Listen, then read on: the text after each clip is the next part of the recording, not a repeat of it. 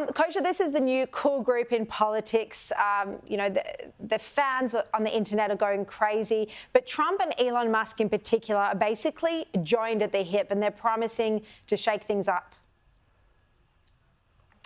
They sure are. They have not left each other's side, as you say, and they look like they're having the time of their lives in this past week in Mar-a-Lago and elsewhere. There's this famous saying that says politics is downstream from culture.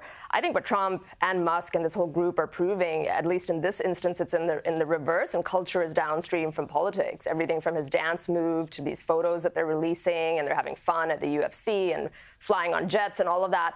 It's interesting because on top, it's layering and packaging something about how that cool factor, as you're saying, and how this team is going to work together, this group of outsiders, on top of the actual policy picks that are making a lot of news right now. And I think it's all deliberate with Trump, that he's trying to signal this cohesive team that shares the same vision and having a lot of fun at the same time. Yeah. Well, we've been talking about Trump's cabinet appointees in recent days. One of his latest is the new press secretary, the youngest ever at the White House, Carolyn Levitt.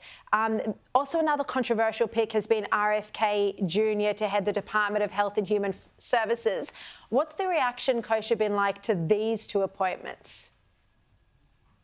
Yeah, I think the reaction to these two, as with all the others, is really like a tale of two cities, tale of two realities. And there's the side, the losers, who lost in this election, the Democrats and their allies, are not happy with any of these picks because they are these outsiders, brawlers, come from a different point of view often than the traditional type. And then on the other side, the people that gave Trump the mandate are actually thrilled with these types of picks. For these two in particular, Caroline Levitt, very young, 27 years old. She was a pretty fierce, fire-breathing spokesperson for him during the campaign, and she would go in and do battle with CNN and MSNBC on a regular basis. So I think she's sort of got her own fandom, and I think the press briefings are going to be spicier this time around because of that. And then RFK, of course, is interesting in terms of his policy positions and what he wants to look at in terms of the food supply and the vaccine complex and all of that. But I also think on that symbolic level, the fact that he is this iconic Democrat that supported Trump and now has earned a position in the cabinet is really interesting when people have spent the better part of the last decade framing Trump as this divisive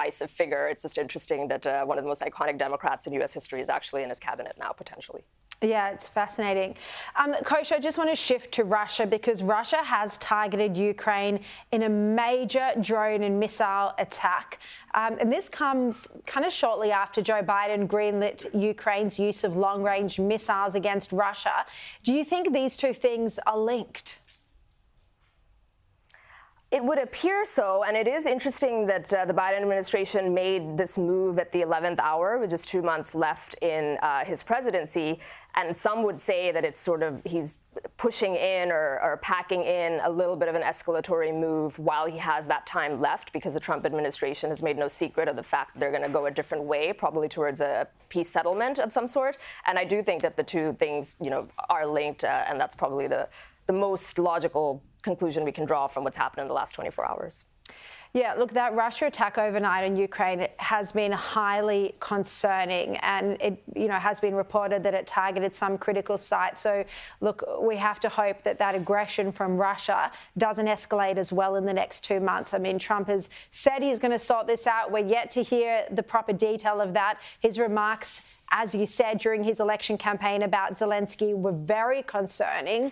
Let's hope he doesn't go down any weak national security path, because we do need a strong US leadership on this front and not to side with Russia. All right, Kosha Garda, thank you very much for your time.